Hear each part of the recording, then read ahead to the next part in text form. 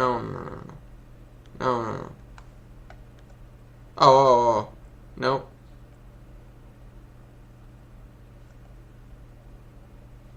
Apparently, this is a decent one. Yeah, this is alright. Hold on. Memory Alpha, that's awesome. Star Trek, the original series, the Enterprise, the crew. But yeah. Zephram Cochrane. I never knew how to spell his name until just this moment. Oh, he was born in the 2030s. Okay. Oh, 2063. Oh, wait. Oh, yeah. No, 2063. That's what I thought. I actually thought it was just 2060 even, but apparently it is 2063. But if you change that number right there, that 0 to a 6, then you'll be right. There was... Because first contact with the Vulcans came after the Human Covenant War, it was a long time.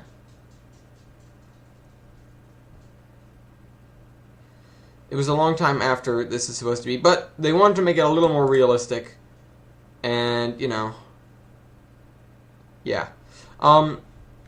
First contact with the Vulcans really spurred a lot of growth in terms of humanity and its constituent species, which are now, like, at that point were many members of the Covenant. What used to be the Covenant.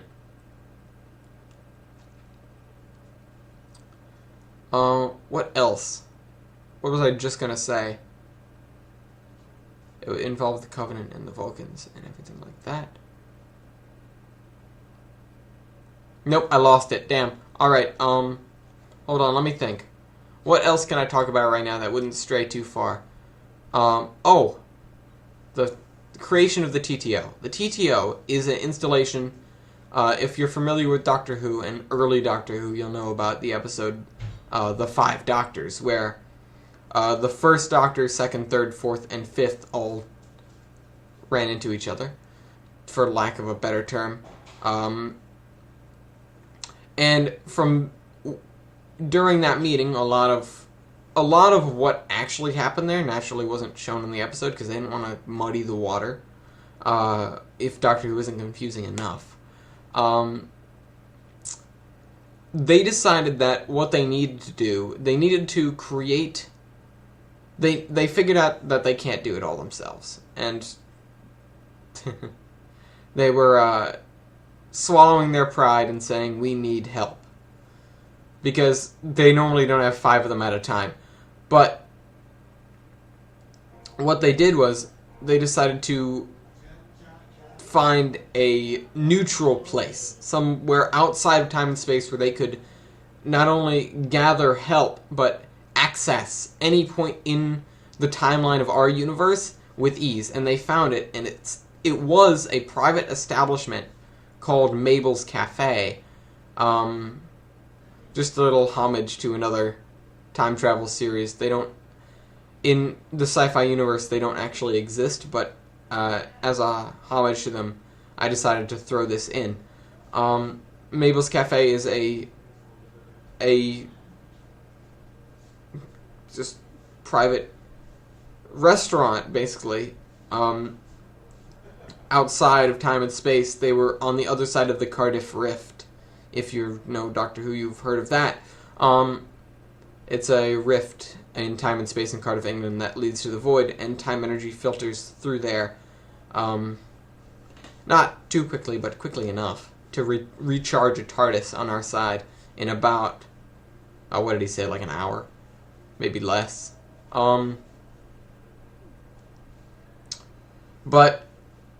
on the other side, it filters through much more quickly because there's nothing blocking it. There's no matter, there's no energy on that side of the rift because it's in the void. There's literally nothing there. And the energy was being put to use powering this little private restaurant thing. And the doctors essentially bought it. They purchased it and they enlarged its space-time bubble, and they went on this huge reconstruction plan. They built a thing that looked sort of like a flying saucer, like this, and it's lumpy. It's a whole circle. It's, if you look at it from the top, it's this, and then there's rings down to the main control room at the top, and down to the engine room at the bottom. So it's just sort of shaped like this. Sort of like the saucer section of the Enterprise, actually. But they purchased that institution, and they started collecting people from all over time and space.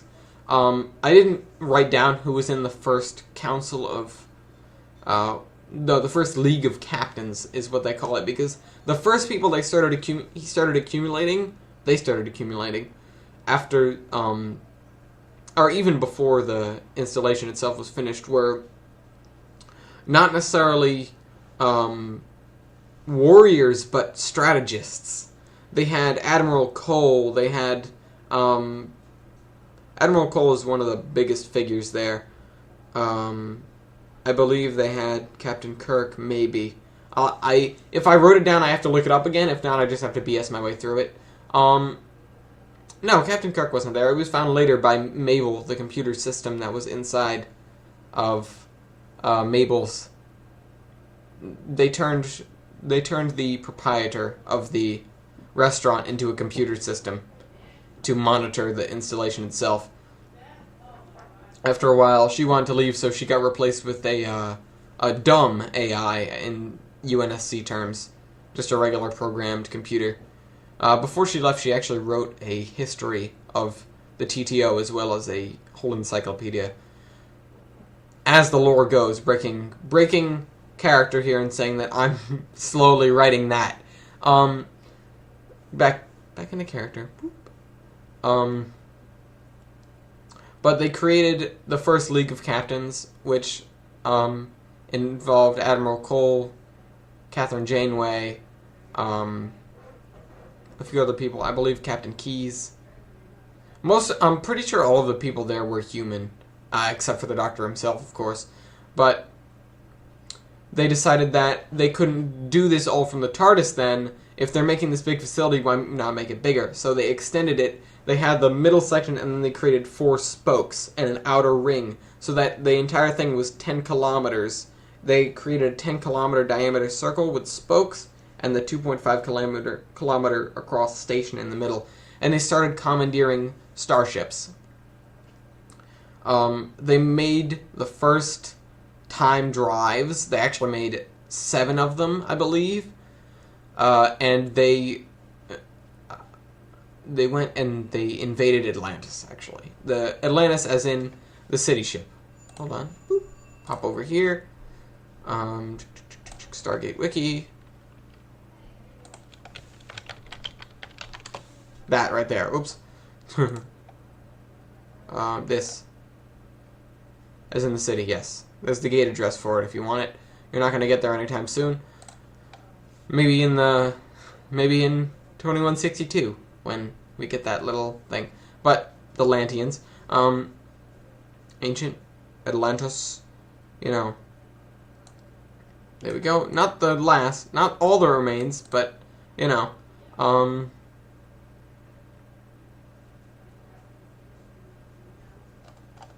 what am I trying to say here?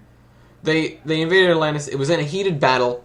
This is actually how they decided to go about commandeering ships from here on out. It was in a heated battle. They brought aboard extra power sources to save the city itself, and then time drives to get it out of there. They hooked up the time drives in the heat of battle and transported the city out of time and space and to Mabel's. And there it stayed. And there we acquired...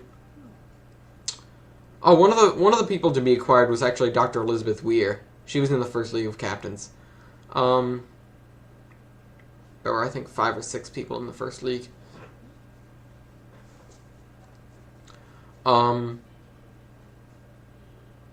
We got a decent complement of soldiers at that point, but I wish I had wrote it down. Now we had this 2.5 kilometer long wide in diameter station, which is, Manhattan.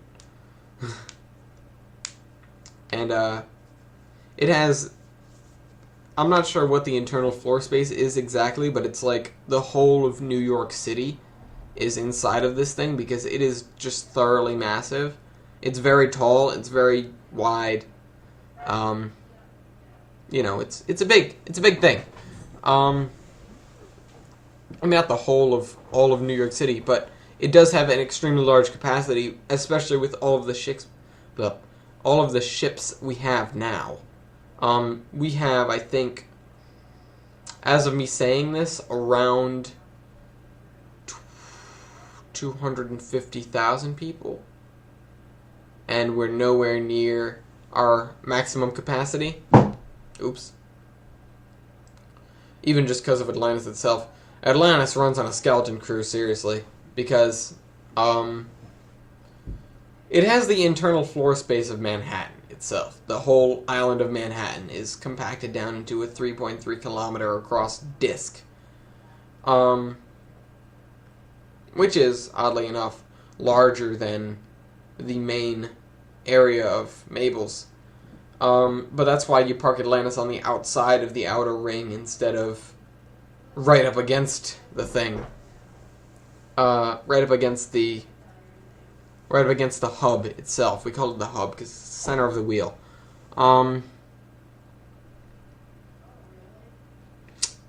That's really all I have to say for today because it's getting very, very confusing. And of course, if you have any questions that can be answered quickly, put them down in the comments below. If you like the video, please subscribe and like, and you know, whatever. If you have any large questions that will take a long time to answer, always email them to me.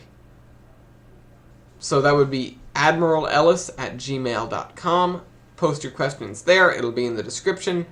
And if you just like hearing my voice, then go head on over to youtube.com/bombs321. That'll also be in the description. I post daily gaming videos, you know, this, that, and the other. I should have some sort of different persona for when I'm in character and when I'm not, even though it's not really a character, it's me. So, this is Admiral Ellis, signing out.